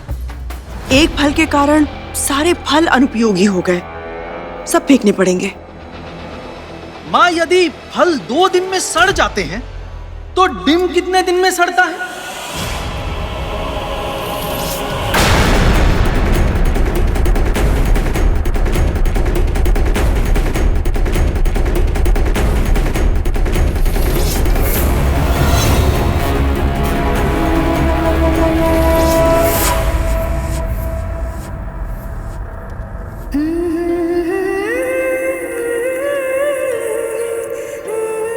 अपनी माँ के धैर्य की और कितनी परीक्षा लोगे तुम? क्या मेरी ममता तुम तक पहुंच नहीं रही? क्यों मेरी पुकार को अनसुना कर रहे हो? जन्म कब लोगे तुम? मैंने तुम्हारा स्वर सुना है तो अपने अस्तित्व का आभास किसी और को क्यों नहीं कराते?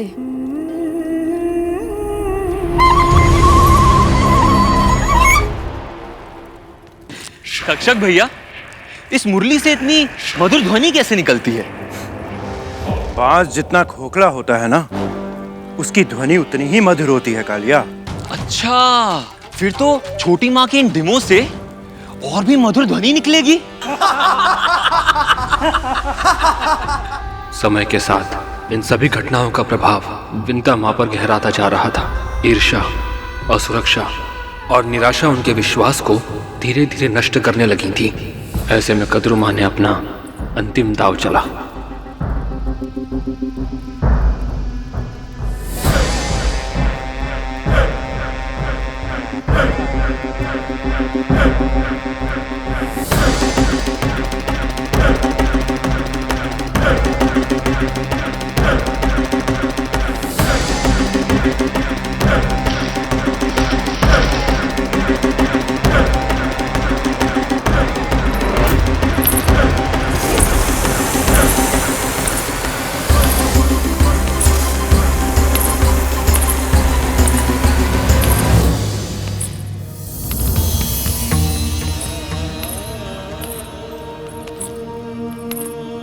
क्या अब भी तुम्हें अपनी माँ पर दया नहीं आती?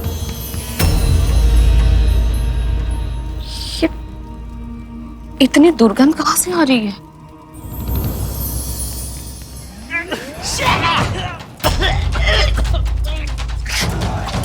अरे छोटी माँ, ये सड़ांग कैसी है? हमसे ये दुर्गंध सहन नहीं हो रही है।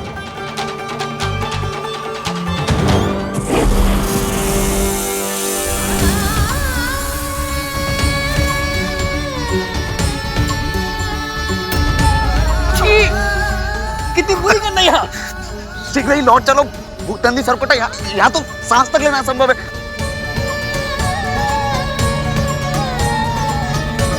कहाँ से आ रही है ये कुवास?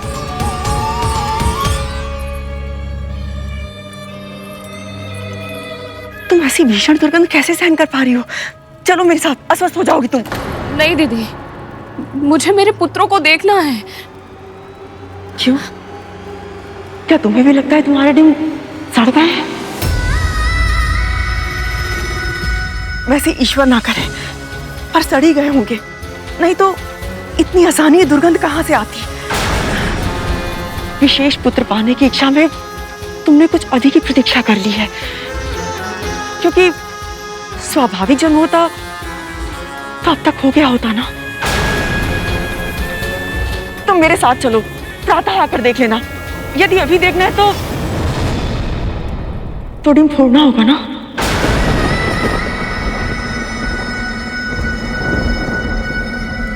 नहीं दीदी, मैं यहां से नहीं जाऊंगी।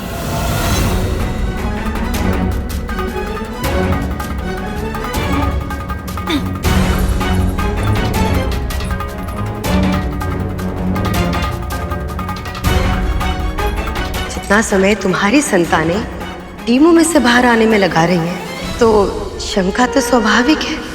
कहीं ऐसा तो नहीं विनता कि तुम्हारे डीम सड़ गए हो? माँ, यदि फल 2 दिन में सड़ जाता है तो डिम कितने दिनों में सड़ता होगा? इसे जो धारण करेगा उसे ऐसी प्रतापी संतान प्राप्त होगी जिसके नाम और यश की कीर्ति समस्त ब्रह्मांड में फैलेगी। महर्षि दुर्वासा की दिव्य माला वक्ष पर है, किंतु तुम्हारे कानों में अभी तक संतान की किलकारी नहीं सुनाई थी। कोई ना कोई तो समस्या अवश्य है। विशेष पुत्र पाने की इच्छा में तुमने कुछ अधिक ही प्रतीक्षा कर ली है, क्योंकि स्वाभाविक जन्म होता तो अब तक हो गया होता ना। तुम्हारे डीम सड़ गए। विशेष पुत्र पाने की इच्छा में स्वाभाविक जन्म होता तो अब तक हो गया होता ना। ठहरिए छोटी माँ।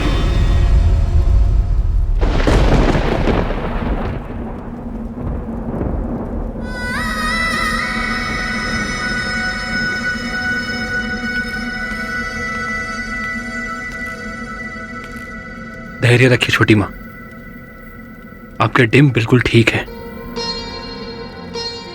आनंद, तुम्हें दुर्गंध नहीं आ रही? आ रही है छोटी माँ, किंतु वो आपके डिम की नहीं है।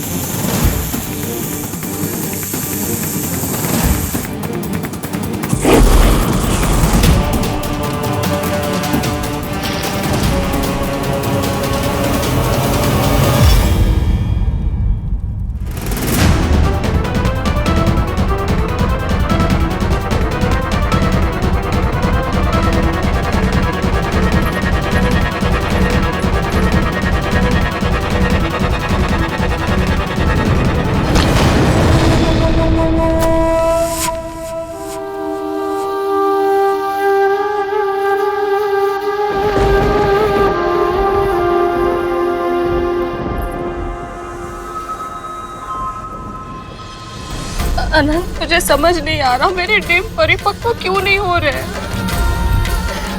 तुम सबके जन्म को 500 वर्ष बीत चुके हैं, कोई डिम इतने समय तक संतान का पोषण करता रहे, ये कैसे संभव है? यदि अधिक उत्तम परिणाम की इच्छा हो तो उसके लिए अधिक परीक्षा और अधिक प्रतीक्षा करनी पड़ती है। यही विधि का विधान है छोटी माँ। अदिति माँ भी तो कब से तपस्या कर रही हैं।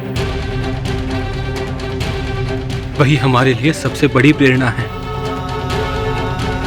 ओम नमो नारायणाय नमः।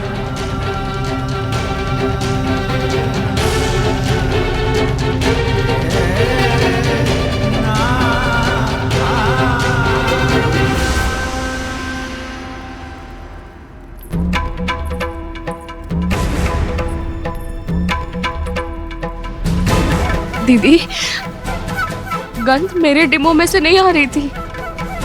मेरे डिम ठीक है।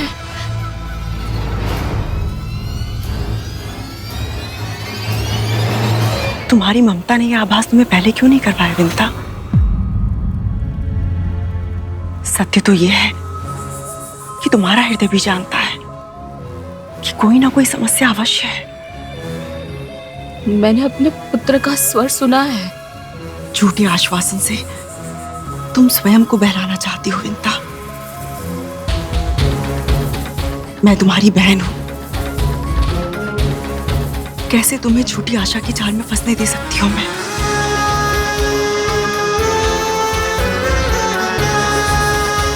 तो मैं क्या करूं दीदी? यदि ये सब आपके साथ हो रहा होता तो आप क्या करती?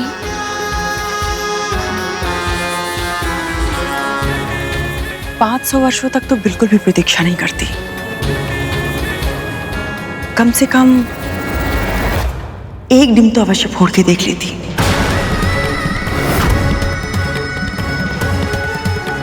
कि उसके भीतर संतान है भी या नहीं। एक डिम तो अवश्य फोड़ के देख लेती कि उसके भीतर संतान है भी या नहीं।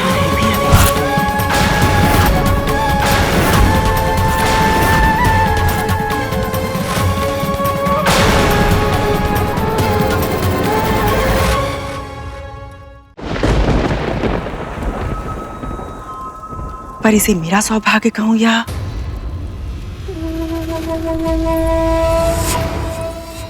तुम्हारा दुर्भाग्य। ये पहली सुलझाना मेरी विवशता नहीं है, तुम्हारी है। तुम्हारे डिमो को तो देखकर लग रहा है कि मैंने शक्तिशाली पुत्रों की मांग करके बिल्कुल सही किया। तुम स्वयं देखो ना, मेरे पुत्र स्वयं ही अपने डिमो से बाहर आ गए। उन्हें मेरी सहायता की आवश्यकता नहीं पड़ी। किंतु तुम्हारे पुत्र पता नहीं इतने सामर्थ्य है भी या नहीं कि इन्हें जन्म लेने के लिए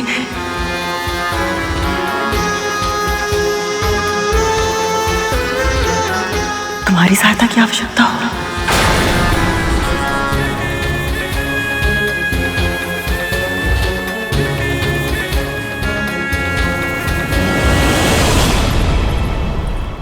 मेरे पुत्र स्वयं ही अपने डिमो से बाहर आ गए, किंतु तुम्हारे पुत्र पता नहीं इतने सामर्थ्य है भी या नहीं कि इन्हें जन्म लेने के लिए तुम्हारी सहायता की आवश्यकता हो।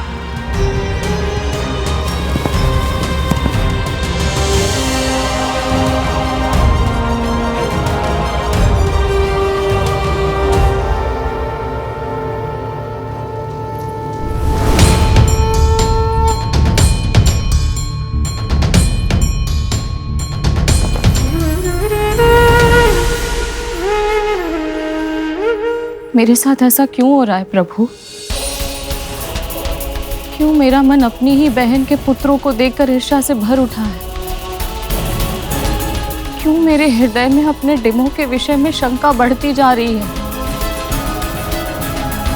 इस उहापोह की स्थिति में और अधिक रहना मेरे लिए संभव नहीं है नारायण। मुझे मेरे पुत्र प्रदान कीजिए, या तो मां बनने की मेरी आशा को ही समाप्त कर दीजिए, या फिर मुझे कोई स्पष्ट संकेत दीजिए कि मेरे डिम संतान ही नहीं है, उनमें मेरे पुत्र पल रहे हैं, वो सुरक्षित हैं। मुझे बताइए प्रभु, कोई संकेत दीजिए।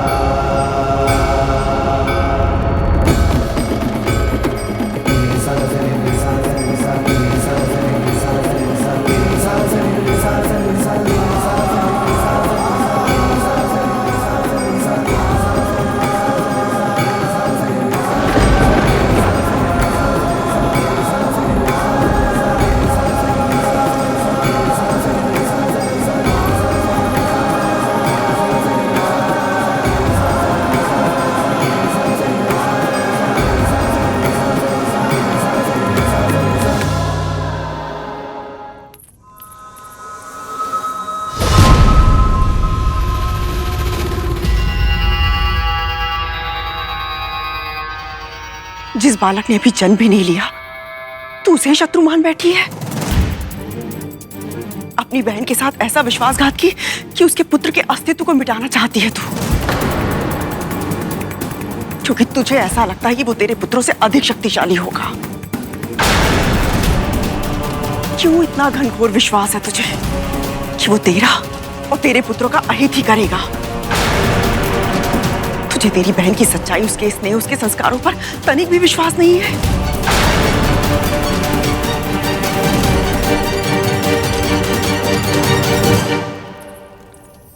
ऐसी कौन सी समाधि में लुप्त है प्रभु जो अपनी भक्त की पुकार आप तक पहुंच ही नहीं पा रही है? ना आपको इस माँ की पीड़ा दिखाई दे रही है, ना ही मेरी इन संतानों को। क्यों प्रभु? क्या कमी रह गई थी मेरी साधना में, मेरी ममता में? कहीं ऐसा तो नहीं कि मेरे पुत्रों को मेरी पुकार सुनाई तो दे रही है, किंतु ये विवश है। कद्रू दीदी के पुत्रों की तरह इतने शक्तिशाली नहीं है कि डिम का कठोर आवरण तोड़कर स्वयं बाहर आ सके। किंतु मैं इन डिमों को केवल निहारती नहीं रह सकती हूँ, थक चुकी हूँ इन्हें ताकते ताकते। मेरी भी इच्छा है कि मैं अपने पुत्रों को वैसे ही खिलाऊं जैसे कद्रू दीदी अपने पुत्रों को खिलाती है। अब मुझे ज्ञात करना ही होगा कि इन डिमों के भीतर मेरी संतान पल रही है या नहीं।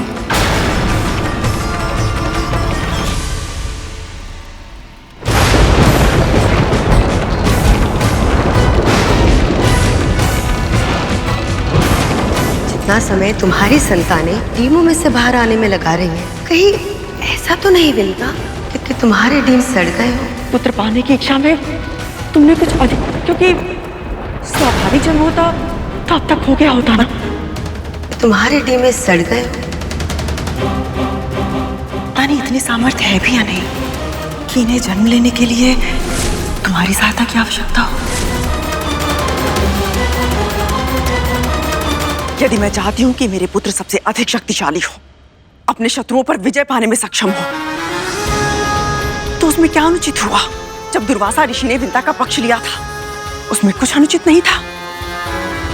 जब बालखेल ऋषि ने स्वामी को पुत्र के रूप में आकाश का इंद्र पाने का वरदान दिया था, तब मेरे पुत्र जन्म ले चुके थे और विंता के पुत्रों का जन्म होना शेष था।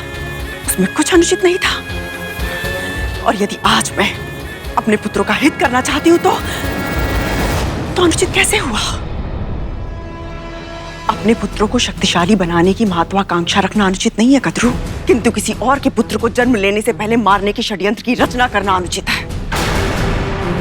अपनी बहन के मन में शंका का बीज इतनी गहराई तक बो देना कि वो अपने ही पुत्रों का अहित कर बैठे।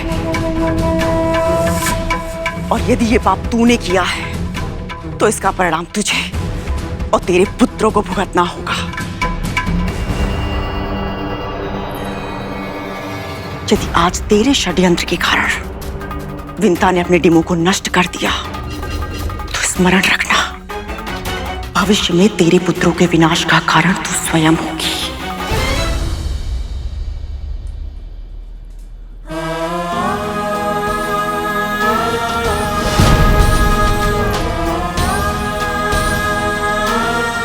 हे नारायण, ये क्या कर दिया मैंने?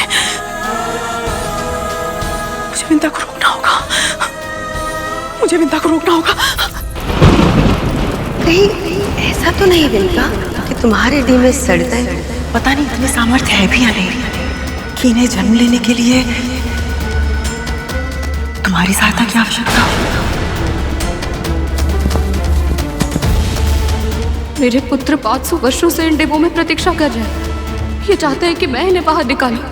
ये मुझे देखे, अपने पिता को देखे, सारे संसार को देखे। मैं इनकी इच्छा अवश्य पूर्ण करूंगी।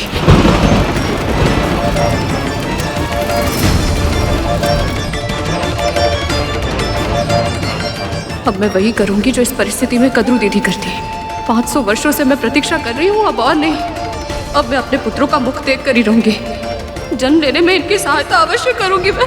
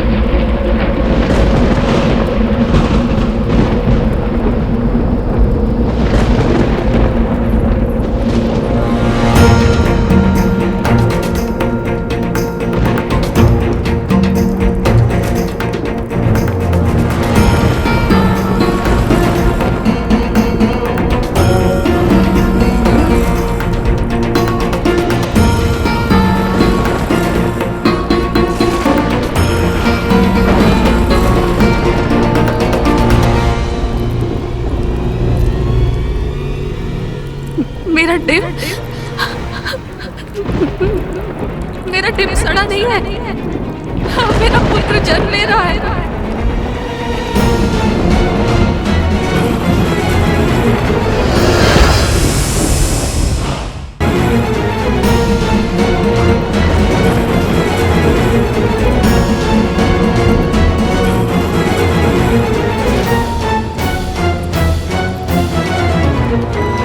अरुण, सूर्य की तरह लाल आभा वाले मेरे पुत्र,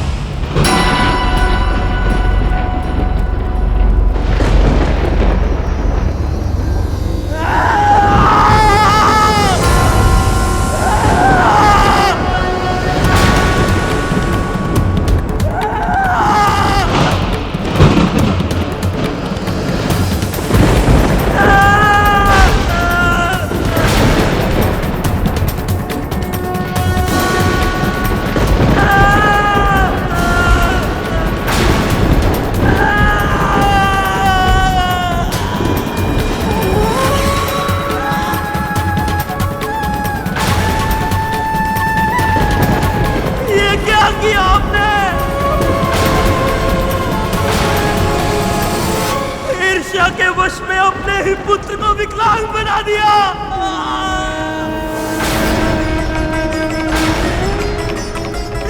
इस महापाप के लिए मैं आपको कभी क्षमा नहीं करूंगा।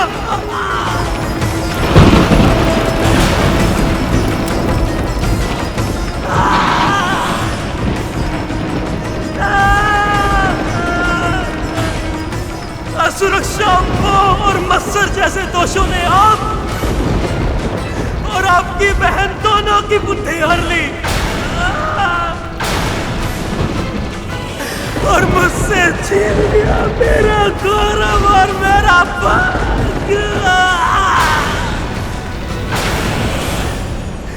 इसका मूल्य आपको चुकाना होगा। अपने किए का दंड आपको भोगना होगा माता।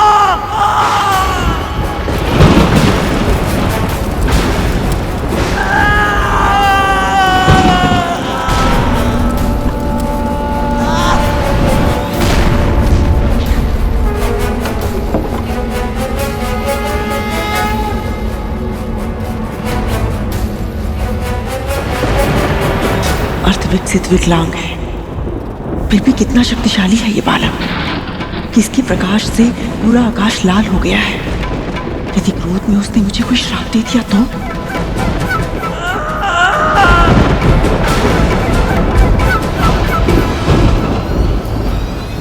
पुत्र, कुछ मत कहिए। इस समय आपके मुख से निकला हुआ एक एक शब्द मेरे इस अधूरे और मेरे टूटे हुए मन पर और अधिक आघात करेंगे। ईर्ष्या के कारण आप अपना विवेक इस हद तक खो बैठे कि ना तो आपने श्रद्धा रखी, ना ही धैर्य, ना ही महर्षि दुर्वासा के आशीर्वाद का मान रखा, ना ही महाशिव की परिजात माला की गरिमा। जिसे जो धारण करेगा उसे ऐसी प्रतापी संतान प्राप्त होगी। बाल खिलने जैसे महान ऋषियों के तप को आपने अपनी अधीरता के कारण विफल कर दिया। हाँ बलवान, आकाश का इंद्र कहलाएगा वो, आकाश का इंद्र कहलाएगा वो। स्वयं महाप्रभु विष्णु ने आपको अपने पुत्रों के जीवित होने का संकेत भी दिया था माता, किंतु आपने उसे भी अनदेखा कर दिया। मेरे भाई ने आपको अपने अस्तित्व का आभास कराने के लिए आपको माँ कहकर पुकारा था माता, किंतु आपने उसे भी अनसुना कर दिया।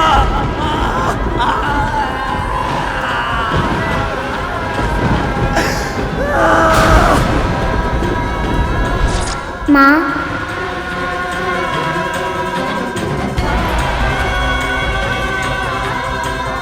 पुत्र, तुम सत्य कह रहे हो पुत्र। बहुत बड़ी भूल हो गई है मुझसे। आपसे हुई है भूल, आपसे हुई है भूल, किंतु निर्दोष होने के बाद भी इस भूल का दंड आजीवन मुझे भोगना होगा माता। एक माँ का कर्तव्य होता है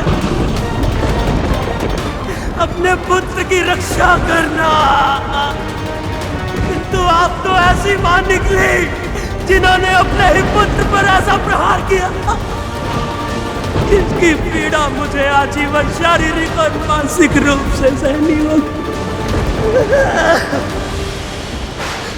जब जब अपने ही साधे अपंग शरीर को देखूंगा, आपको ही अपना अपराधी पाऊंगा।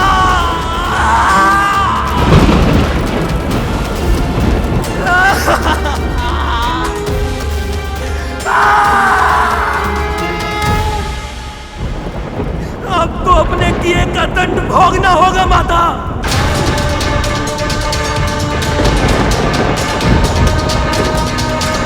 इस समय जो भीषण और असहनीय कष्ट मुझे हो रहा है, ऐसा ही कष्ट आपको भी प्रतिपल सहना होगा।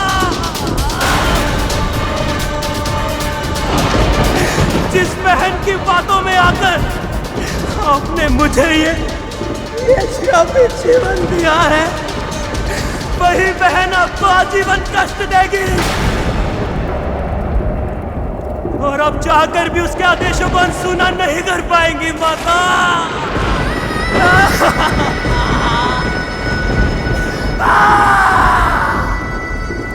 जिस प्रकार मैं कभी स्वच्छंद उड़ान नहीं भर पाऊंगा, उसी प्रकार आप कभी स्वतंत्र नहीं रह पाएंगे।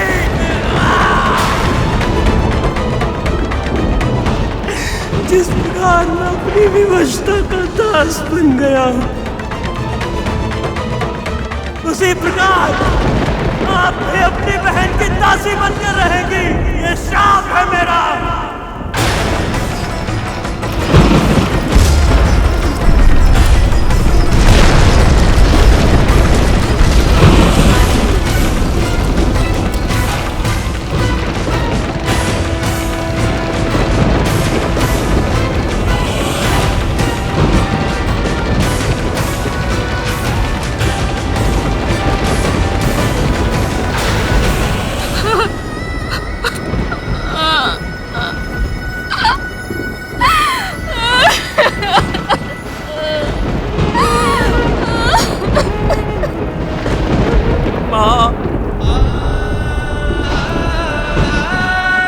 तूने क्या किया पुत्र?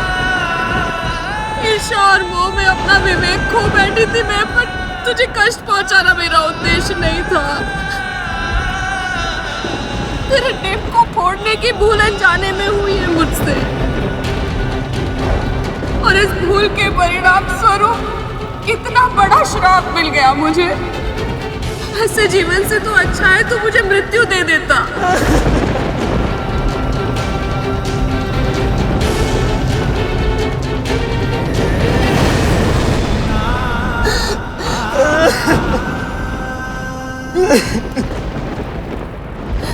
क्रोध भी उतना ही बड़ा दोष है माता, जितना कि मोह और मत्सर।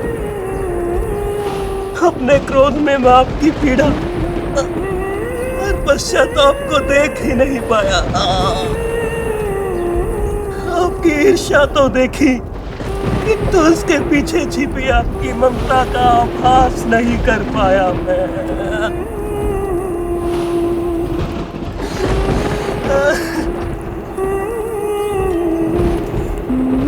मुझसे भी भूल हो गई माँ।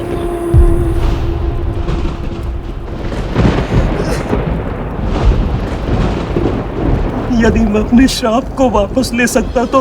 वो संभव नहीं है पुत्र। किसी के लिए भी नहीं। इस श्राप ने मेरे लिए नर्क के द्वार खोल दिए हैं पुत्र। ऐसा नर्क जिससे मैं कभी मुक्त नहीं हो पाऊंगी।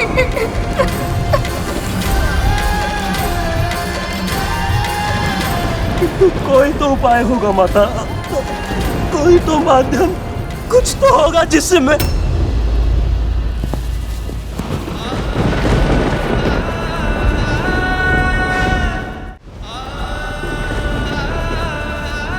माँ, यदि आपके एक पुत्र ने आपको भीषण श्राप दिया है तो वही आपका ये दूसरा पुत्र आपको श्राप के बंधन से मुक्त करवाएगा। आपकी और पिताजी की इच्छा थी कि आपके पुत्र माता पिता की भक्ति के आदर्श बने, किंतु मेरे क्रोध ने मुझे इस पुनीत उद्देश्य में विफल कर दिया।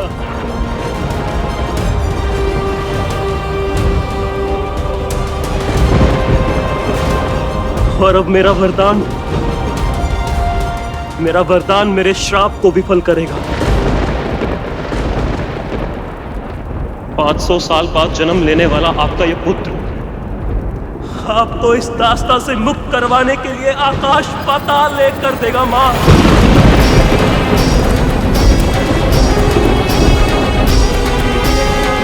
इस संसार में परोपकार का ऐसा आदर्श प्रस्तुत करेगा कि इसकी महिमा का गुणगान युगों युगों तक किया जाएगा।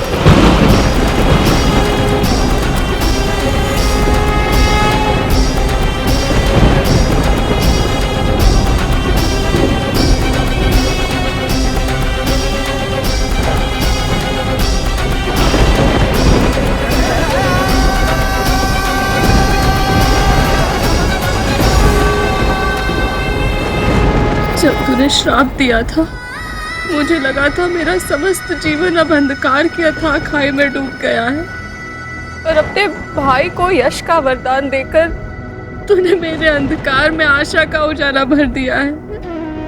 मुझे पूरा विश्वास है पुत्र, तू इस जन्म दोष से नहीं अपने कर्म से जाना जाएगा। न स्वयं कभी हताश होगा, न किसी को हताश होने देगा।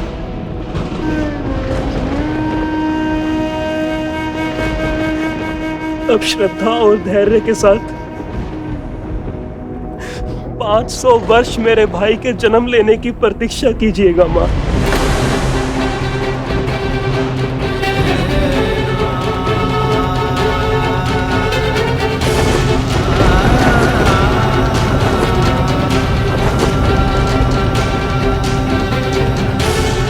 भगवान विष्णु के प्रताप से होने वाली आपकी संतान का वर्चस्व संपूर्ण आकाश में स्थापित होगा।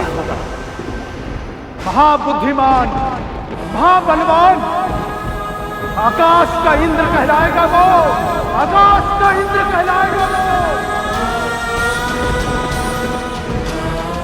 यदि आपके एक पुत्र ने आपको भीषण श्राप दिया है